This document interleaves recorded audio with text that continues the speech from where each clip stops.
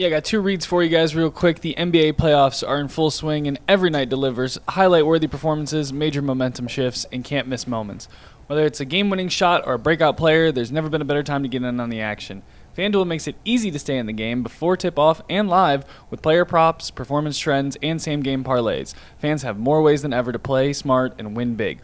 If you've got a read on someone who's heating up, why not back it up with the same-game parlay? And if you're new to FanDuel, it's the perfect time to sign up. You just head to FanDuel.com/UCSS and place your first $5 bet. If it wins, you'll get $200 in bonus bets. Make every moment more with FanDuel, the official sports betting partner of the NBA. I would also like to remind you guys that today's episode is brought to you by Buckeye State Credit Union. If you are unfamiliar with them, let me introduce you to the financial friend you didn't know you needed until now. Buckeye State Credit Union is a local brand that offers a wide range of products from checking accounts to home equity lines of credit and auto loans. They have some of the lowest rates around and are committed to serving Northeast Ohio. The Cleveland location is in Shaker Heights, but there are 5 brick-and-mortar locations across the state.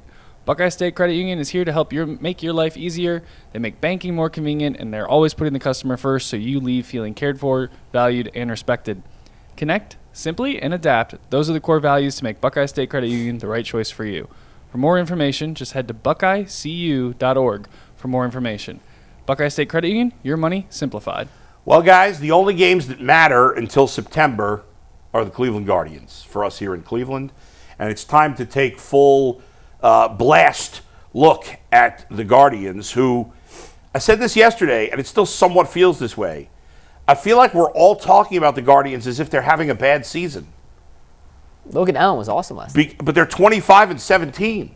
They have the second best record in the American League, and just 2 games back in the loss column of Detroit, who won. Did you see how Detroit won yesterday? No. No, I don't think I did. They played a wild game. It went into extra innings. It was 8-8 going to the, I don't know if it was the 10th or 11th. I can't remember now. Christian Campbell of the Red Sox hit a 2-run homer in the top of the inning to give the Red Sox a 10-8 lead. Is he their prospect, the young kid? Yeah. Yeah, they just signed him to a big extension. They just signed him to a big contract. He's a rookie. He's a rookie, yes. And then in the bottom of the either 10th or 11th, Javi Baez, who's having a resurgence this year, hit a second 3-run homer of the game, a walk-off. That's crazy. He's having a great year. It's unbelievable. Well, that's the thing. You look at the Tigers, and I was concerned about their lineup being their flaw. But Baez is playing like an all-star, and so is Spencer Torkelson. 2 guys who were kind of out of the mix. Yeah. Baez has been bad for like 4 or 5 years Ever now, since he signed with them. Yeah. Ever since he went to Detroit, yes. Yeah. Not that long, but yes. Since he's been in Detroit, he's been terrible. What, it's at least 3 years? Yeah, I mean, last year he was arguably the worst player in baseball, and he's having an all-star caliber at season. And Torkelson, who at one was the first overall pick of the draft a few years ago.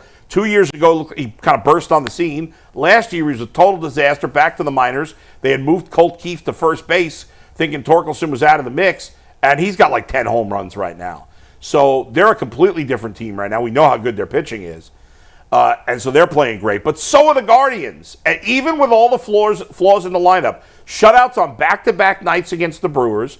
Last night, Logan Allen, who's been really their worst starter, was awesome. Was fantastic. 6 shutout innings. The bullpen did great. And don't look now, for all of you who were writing off Emmanuel Clase, and who kept saying, Mike, not only would I not send him to the minors, which some people wanted to do, I said I wouldn't even take him out of the closer role. They did take him out of the closer role for 1 day. And he's been pretty much lights out. 6 straight scoreless appearances. I think 9 of his last 10 appearances outside of that 1 blow-up against the Pirates a couple of weeks ago. Was it Pirates? Yeah. Yeah. Outside that 1 blow-up against the Pirates, he's been fantastic. Their 4 key bullpen guys have, for the most part now, been excellent. And their pitching staff right now has been great. Obviously, there's still some holes in the lineup, but you got to be excited right now about how the Guardians are pitching. I never saw the update on Lively. He went on the IL. I totally missed. I was so consumed. I know. It was so I didn't actually see it till this morning, but he did go. He left the game early. What's today? Wednesday on Monday. Yeah. And he's been really good. So it's unfortunate. It'll be interesting to see what they do in that 5th spot. Cantillo. I'd like to see Cantillo get a shot. Yeah, he got blown up his last bullpen appearance. But I assume they're going to. Is he ready to start? They'd have to.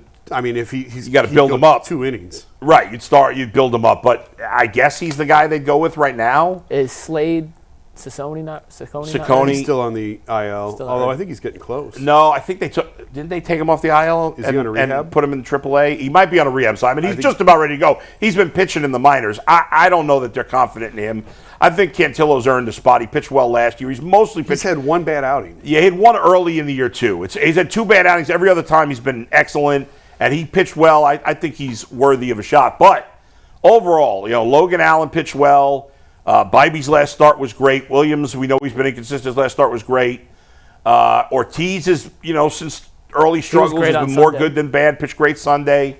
Unfortunately, Lively, who's been very good, is hurt. But, I mean, right now you got a lot of pitchers pitching well for the Guardians. Which is that's how they win. That's their bread and butter. And if you have that, you give yourself a chance. Yes. And the thing with Bybee is interesting. His strikeout numbers are down. Way down, yeah. But he's getting deeper into games than he was. And I just wonder, I wanted to get out there. I want to talk to him about this. I wonder if there's been a shift with him of you got to get deeper in the game, man. Yep.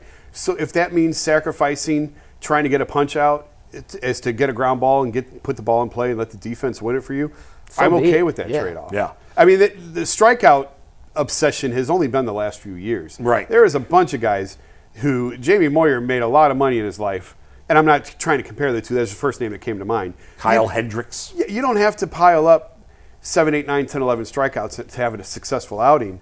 I'd much rather see you get through 6 innings and save a bullpen than pile up strikeout numbers. So I just feel like he's made a little bit of a shift, and I may be totally wrong. It may just be happenstance, but it feels like last year he would have 6 or 7 strikeouts, but he's only getting 4 1/3, 4 2/3 innings. He's not even getting through the 5th. These last few outings, it feels like he's working deeper into games and with 3, 4 strikeouts. Okay, I'll live with that. Yeah, sometimes you worry when the strikeouts go down, is there something wrong with him? I don't think that's the case here. I think you're right. To me, this is a level of maturity. Zach and I were talking about this on the Guardian show Monday. Sometimes when you're a young pitcher, and Gavin Williams is going through this because he has a lot of games where it's like 10 base runners in 5 innings, but 9 strikeouts, so he gets out of the jams.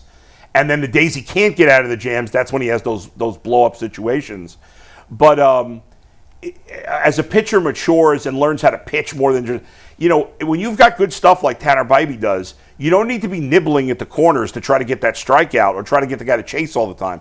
Sometimes, especially when you're facing the bottom of the lineup, you want him to put it in play. Yeah. Get some quick at-bats. That's something, and I know he's struck, and now he's running. That's something that Emmanuel Clase is very good at. Yeah. Yes. His strikeout numbers are not huge. The reason Emmanuel Clase pitches so many 7, 8, 9 pitch innings is because he's like, I got good stuff. He's pitching to contact. That's right. They can't. If his cutter is on, yes, you're going to beat it into the ground. That's right. And generally, it hasn't been quite as good this year. Generally, the Guardians play good defense. They haven't been quite as sharp this year, but generally they do. And so I think what we're seeing from Bybee is a sign of him maturing as a pitcher and not just a thrower. I think just overall, it's encouraging that this staff, in totality, has been not elite, but pretty darn good considering the guys they haven't had ready yet. Bybee doesn't have his A game. I mean, he's, like I said, we're pitching better, but he's not a dominant ace in the likes of some of the other guys like we watched on Sunday, who was Zach Wheeler, just wheeling and dealing, no pun intended, slicing and dicing through hitters. Bybee's not doing that. Gavin Williams has been a little inconsistent. Lively's been consistently average or above average. A little better than that. But for him, I don't know how long he's going to be out, though. He might be out a while. Luis Ortiz was awesome on Sunday. Allen last night I thought was really impressive. And to see this whole staff put together back-to-back quality starts like that. Yeah. And not need to rely so heavily on that bullpen in the first and second week of May will only be beneficial to this team later on. 3 of his last 4 starts, Bybee's gotten through 6 innings at least. Yeah. 2 of his last 3, he's gotten through 7 innings. Yeah, that's good. That's what I worry about that more than than Has he thrown 100 strikeouts. pitches? Because his pitch count's been relatively low in all of them. Yeah, no. One start this year, he's been over 100. Yeah. He's kept him under 100 pitches in all but 1. A couple other things of note. After he'd been in a slump for about a month, José Ramírez has gotten hot again. He's hitting 8 straight. He had a home run yesterday. Obviously, they need him to be the anchor of that lineup. And from the beginning of April till the first couple of days of May, he was struggling. But now, overall, the numbers looking really good. Kyle Manzardo got the big triple in the game yesterday. That was fun. That triple was a very fun. I would have taken 12 seconds to get to third base. Those are very fun, whatever the time frame was. Yeah. Watching Manzardo chug and get over to third base on a ball that I didn't think off the bat was going to lead to 3. Something else to note. One of the Guardians' top prospects, C.J. Kayfus, I've mentioned him a couple of times lately. He came up as a first baseman. Obviously, they don't really have a spot for a first baseman, even though Santana's not been that good, but David Fry is going to be back at some point, probably in a month. He can't play first, though.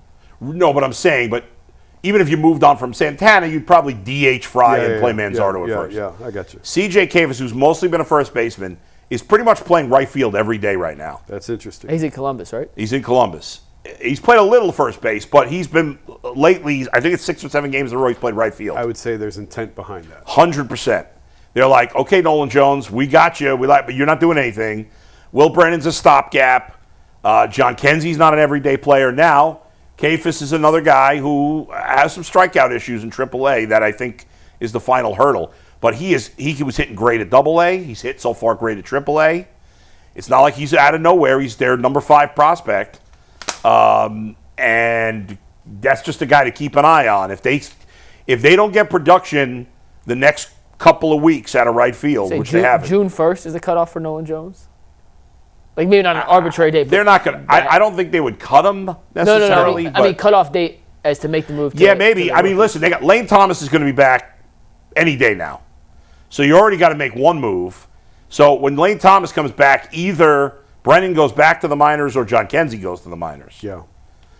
And they may just want John Kenzie to play every day for a while now, so we'll see. Because Thomas is right-handed, it's probably John Kenzie that goes down. Right. So they got to send it'll be one of those two.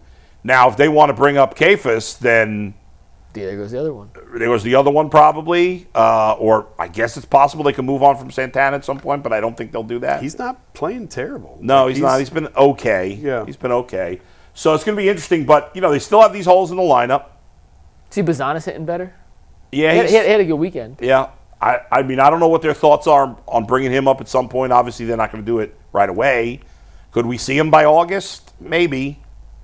He's going to, I mean, listen, if they're a playoff contender, there's no dominant team in the American League. I know the Tigers have been the best team in the American League. Nobody's going to convince me they're unbeatable. Of course. No way. They're a good team. I like them. There's the National League is the top-heavy teams. The American League's got a number of teams that are good, but nobody that's spectacular, nobody that's unbeatable. The Guardians could go to the World Series. I don't care what anybody says, especially if they get Shane Bieber back by August. And if he's pitching like Shane Bieber the last 2 months of the season, there's nobody that can convince me that obviously, as we all know, once you make the playoffs, anything can happen. Right. But if you have I was about to say Bieber. And I was going to say Beebe. I'll do it for you. Thank you. Bieber, Bybee. You take it from there. Yeah, Gavin Williams, and then Ortiz is your fourth guy. Yeah. That would be a hell of a postseason rotation. Yes, the Tigers' postseason rotation will be really good, too. I like the Guardians' pen better than I like the Tigers' pen, but I like the Guardians' pen better. And, again, I think right now the Tigers' lineup is better, certainly, than the Guardians. But they'll have some ups and downs. We'll see if Torkelson and Baez can keep it up all year. I just think the Guardians, at some point, management's going to have to say, okay, at the deadline, maybe we need to get one more bat. Maybe we need to go for it somewhere at some spot. Hey, let's get crazy. Let's trade for Luis Robert. How about that? I say yes. In. You look stunned by that. No, what's he making? I don't think it's a crazy amount. 20 million, 22 million? I think it's right around there. Okay, well, we're going to look it up. I mean, here's the problem. Some of the awful teams in baseball right now, they have almost nobody you want. Yeah. Like the White Sox have some nice – they actually have gotten some decent starting pitching, but they're all young guys. They're not going to trade any of those guys. Correct. Their only hitter you'd really want is Luis Robert. According to Spotrac, he's making 15. Okay, so that's not outrageous. I just want to see how many years he has guaranteed left. There's the whole, are they going to make a trade within the division? I can't remember the last time the Guardians and White Sox got together. Maybe Roberto Hernandez, the closer, in the 90s. That was a long time ago. I think that might be the last time these two teams made a deal of substance. Does Colorado have anyone? Colorado's got nobody. There's nobody you want from Colorado. Nobody. Their only decent hitters are Brenton Doyle and Hunter Goodman. They're both very young players. They're not going to trade those guys. Doyle's like in his maybe his second year, maybe third. They got at least 4 years left on him. And Hunter Goodman's a rookie. And those are their only 2 hitters. There's a great story on Yahoo the other day. I don't know if you saw it, about just the ineptness of Colorado. Oh, my God. How stuck they are in the archaic ways of baseball. Yeah, right. I mean, you got to really be a baseball nut to want to read it. I'll read it. I thought it was really well done. So here's Luis Roberts' contract. It's fantastic. He's getting $15 million this year, and then there are $20 million team options the next 2 years. I mean, that would be a great contract for the Guardians to get. That's not crazy money. No, it's not. And if he disappoints or whatever, you could always let him go. I mean, in theory, that's what you were going to be paying Jimenez. And Exactly. You haven't really replaced And that Roberts money. a way better hitter when he's healthy. I know he's injury prone. So many injuries. I know, but like that, he would inject some. Like you could put him at the top, at the 2 spot behind Kwan. How about all of a sudden you have Kwan, Robert, Ramírez, Manzardo? I mean, I like the looks of that. Yeah. I'd love to see them do that. Honestly, I'd love to see them go out and get a catcher right now. Bo Naylor's not been good. Yeah. Like, I mean, he's had moments, but the consistency. I'll tell you what. I think the Cubs and Guardians could be a good trade partners. The Cubs have 3 legitimate major league catchers. Now, one of them's a rookie who just got called up yesterday, and long term, I don't know that he's a catcher because he's kind of fat. But this guy is hit everywhere in the minors. Well, you can be a fat catcher. You can. He's really kind of. Look at Kirk in Toronto. He's a circle. This guy's like a little taller version of Alejandro Kirk. He's taller, but he's kind of got the belly like Kirk. What's his name? But his name is Moises Ballesteros. Ball, right? Ball, yeah. He just got called up to make his major league debut yesterday. Big left hand. He's a big lefty. Big chubby lefty. I'm a fan. But everywhere in the minors, this guy is hit. I'm a fan. And not only is he hit, this is what I like when guys coming up. Very low strikeout rate. Yeah.